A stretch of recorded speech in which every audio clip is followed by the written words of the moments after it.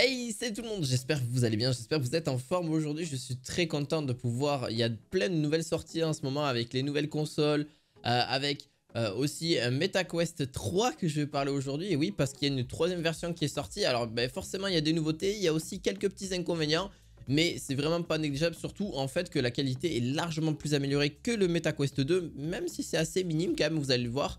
Et surtout qu'il y a de nouveaux capteurs, il y a plein de choses qui sont assez spectaculaires et forcément encore qu'il reste encore des choses à y répondre, mais c'est juste énorme et avec un prix très accessible comme pour le MetaQuest 2 qui est toujours en vente d'ailleurs pour la même occasion, que je vous mettrai en description de cette vidéo, comme le MetaQuest 3. Alors on a une version 512 Go et 128 Go de MetaQuest 3. On peut y retrouver d'ailleurs des packs, c'est possible avec Asgard Wars 2, vous avez plein de packs qui est disponible, ou même d'accessoires qui sont disponibles en supplément du MetaQuest 3. Donc déjà quand vous êtes accompagné, vous avez deux nouvelles manettes qui nous ressemblent un petit peu aux anciennes, très clairement. On a donc le MetaQuest 3 qui vraiment retrouve au niveau même des sangles, ça retrouve vraiment les mêmes que la MetaQuest 2. Donc pour moi c'était quelque chose qui est vraiment pas mal, mais le problème c'était surtout pour le coup, donc ce que je peux comprendre totalement. Mais ce qui est dommage, c'est que ça tient pas forcément et ça peut faire mal pour certaines personnes, pour ceux qui ont ce type de sangle sur la tête.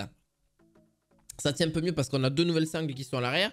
On a les dragons, on a les piles qui sont fournies avec la MetaQuest 2, ce qui je trouve un peu dommage. On peut avoir des piles de rechargement à la rigueur, c'est ce qui sera mieux je pense, sur du très long terme. Et aussi pour jouer très longtemps. Alors qu'est-ce qu'on peut retrouver? C'est sorti il n'y a pas si longtemps que ça, le MetaQuest 3 date que du 10 octobre. Donc c'est sorti à peine un mois, je ne vous avais pas fait la vidéo parce que j'avais d'autres vidéos à sortir avant. Et donc, un nouveau système avec des porteurs de lunettes, réalité mixte intégrée, fluidité améliorée par rapport à son prédécesseur, ça c'est sûr, hein, c'est beaucoup plus fluide. On a aussi le suivi des mains qui est encore même meilleur. Ça c'est juste génial parce que on a vraiment cette, un peu comme ce que peut offrir le Vision Pro de chez Apple. Parce qu'Apple, je vous rappelle, a sorti aussi son casque, mais qui est extrêmement cher. Et malheureusement, tout le monde n'a pas forcément accès à 3000 € d'un coup. Et c'était surtout pour une utilisation bureau. Mais attention, le MetaQuest 3 est un petit peu pareil. On a quand même accès à toute la panoplie comme on avait accès à la MetaQuest 2 aussi. Donc on avait accès à un grand écran juste génial parce que ça c'était trop bien aussi. Des fois ça m'arrivait d'écouter carrément des films sur mon MetaQuest 2 parce que je trouvais ça beaucoup plus sympa et beaucoup plus immersif. Encore une fois. Et ça c'est pour les prochaines générations parce que j'en suis même certain. Les casques VR vont être très clairement adoptés par la nouvelle génération et puis après par forcément les plus âgés comme on avait fait un petit peu par le jeu vidéo. Et c'est clairement pour moi le futur du jeu vidéo. Alors ça c'est encore mon point de vue personnel là-dessus, mais je voulais juste vous en faire part parce que pour moi ça va clairement innover par rapport aux ordinateurs, aux téléphones et bien évidemment à tout ce qu'il peut y avoir à l'heure actuelle. Donc, et même les consoles aussi bien évidemment. Donc on a quoi là-dessus? On a une fréquence d'affichage de 120 Hz. On a du 2064 par 2208 pixels, pardon. On a par contre un champ de vision quand même vraiment bon, hein, 110 degrés de champ de vision, c'est juste génial. Alors bien évidemment, vous pourrez après tourner en 360 degrés tout autour de vous. On peut retrouver au niveau des lentilles, donc l'ajustement dans l'espacement et qui a été bien repensé, ça veut dire bien plus précis que sur le Quest 2 finalement. Donc sur le Quest 3 il a été vraiment bien repensé pour vraiment ajuster votre vision par rapport à ce que vous souhaitiez chercher finalement. Parce qu'il y a un écart qui peut s'étendre de 53 à 75 mm grâce à un espacement vraiment mécanique et totalement réglable au niveau du casque. Alors par contre, est-ce qu'il est bien plus lourd ou bien plus léger que le précédent? Alors il est, franchement, ça se ressent presque pas. Il est 12 grammes plus lourd que le MetaQuest 2. Donc c'est vraiment très léger. Donc vraiment, vous avez là aussi la possibilité d'avoir une autre sangle. Je viens de le voir et je viens de le voir parce que clairement je l'avais pas vu. On a une sangle qui peut être rigide en option. Donc c'est vraiment en option sur le MetaQuest 3. Donc pour ceux qui souhaitent plutôt soit une sangle normale d'origine souple, ou une sangle totalement rigide. Et du coup, elle tiendra peut-être mieux et ça fera peut-être moins mal à la tête aussi par la suite. Et d'ailleurs, ce qui est aussi possible de vous redire de tout ça, c'est que ça a été même revu au niveau du design qui a été considérablement amélioré au niveau du confort. Que ce soit sur une durée d'une trentaine de minutes, le casque se monte confortablement bien et surtout mieux au niveau pour vraiment être porté confortablement. Et beaucoup plus rigide, moins rigide. les sangles rigides sont mieux, je trouve, mais après chacun à son niveau, et forcément un petit peu plus cher.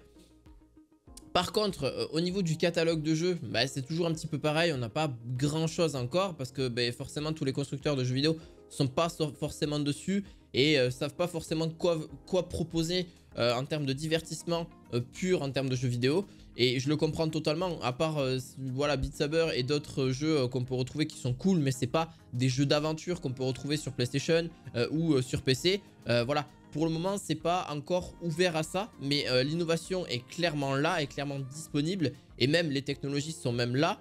D'ailleurs, on a un écran qui offre un écran en qualité 4K, et propose aussi désormais la meilleure résolution, hein, comme je vous ai dit. Et attention, le taux de rafraîchissement est réglable, 72, 80 ou 90 ou même 120 Hz. Bon, bien sûr, c'est un mode expérimental, parce que ça dépendra du jeu que vous allez faire tourner. Bien sûr, vous pouvez toujours le connecter à votre PC si vous le souhaitez, que ce soit en Wi-Fi ou connecté directement en câble, donc un câble USB-C. C'est toujours possible pour avoir l'écran de son ordinateur qui est reflété sur l'écran MetaQuest, et ça c'est génial. Ça c'est quelque chose que je fais sur le MetaQuest 2. Des fois pour avoir plusieurs écrans, vu que j'en ai que deux, et bien ça m'avantage. J'utilise toujours mon clavier et ma souris. Ou même des fois j'utilise autre chose, j'utilise juste les manettes, mais c'est c'est beaucoup plus compliqué. Ça c'est juste génial. Ça par contre c'est vraiment ce qu'on peut retrouver sur le MetaQuest 2 ou 3. Et par contre, on n'a pas du tout de... On a l'absence un petit peu de du stockage, excusez-moi, de 256 Go qui n'est pas disponible. Allez savoir pourquoi, on n'a que 128 ou 512. Donc soit trop petit, soit trop grand. Donc ça, allez savoir pourquoi. Là-dessus, je comprends pas forcément ce qu'ils ont fait. On a une réalité quand même qui est mixte. Donc en gros, par rapport aux générations précédentes, ça c'était pas du tout disponible. Donc ça c'est vraiment un très gros plus. Par exemple, si vous êtes en train de, je sais pas, de prendre votre petit déjeuner.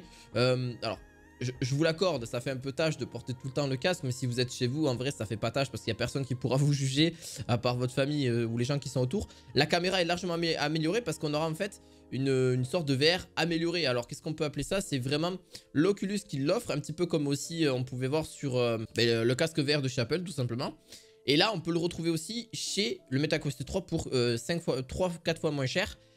Et l'avantage qu'on a, c'est qu'on peut par exemple écouter une vidéo, regarder un film, on peut faire ce qu'on veut ou pendant qu'on est en train justement de... voilà, on est dans la vie réelle en train de faire autre chose, mais on a accès au MetaQuest 3. Donc juste génial, je vous reparlerai un petit peu donc de la prise en main.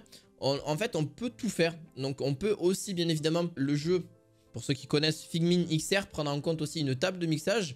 Et pour être totalement... Donc personne ne la verra à part si vous avez un casque VR, mais... Franchement, c'est juste génial. Alors, qu'est-ce que je peux en dire? Qu'est-ce que je peux pas en dire? Il y a pas mal de nouveautés, hein. Forcément, les nouveautés sont juste géniales.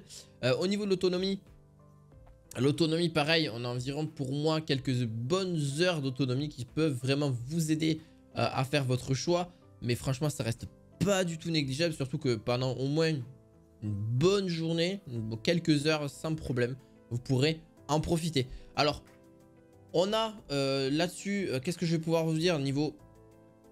des mauvaises nouvelles et des bonnes nouvelles, que ce soit forcément au niveau de la prise en main, génial, ça se fait très facilement, que ce soit au niveau du design, de l'ergonomie, des écrans, de l'autonomie, même si l'autonomie ils auraient pu un peu améliorer, mais bon, pour moi c'est quelques heures assez sympa, enfin tout dépend du jeu, tout dépend ce que vous faites dessus, encore une fois c'est comme un téléphone, si vous êtes tout le temps en train de jouer au jeu, bah forcément ça va consommer de la batterie, si vous êtes juste sur les réseaux sociaux ça va un petit peu moins consommer, etc.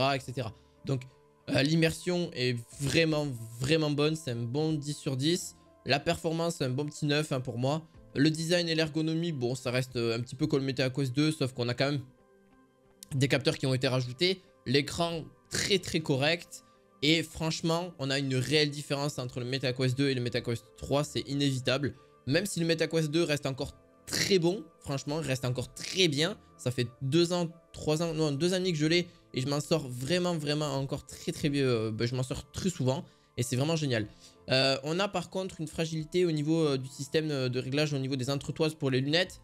Pas de modèle 256 Go. Bon, c'est pas si grave. Une mauvaise qualité au niveau des couleurs en mode de jeu. Mais c'est vraiment très minime, on le voit pas forcément. Mais franchement, ça reste une très bonne technologie pour ceux qui souhaitent s'y mettre. C'est maintenant, n'hésitez surtout pas. Au niveau des prix, on est aux alentours de 500 € en moyenne. On peut aller un petit peu plus en fonction du stockage. mais ça reste pas du tout négligeable. Après, il y a des options que vous pouvez rajouter en plus, mais ça c'est pareil. Ça peut monter à 600, 700 €, gros maximum, mais ça reste vraiment très abordable. Je vous mettrai tous les liens en description de cette vidéo, que ce soit du MetaQuest 2 ou du MetaQuest 3. N'hésitez surtout pas et on se dit à la fois prochaine pour une nouvelle vidéo. Je vous dis à la fois prochaine. Ciao, ciao!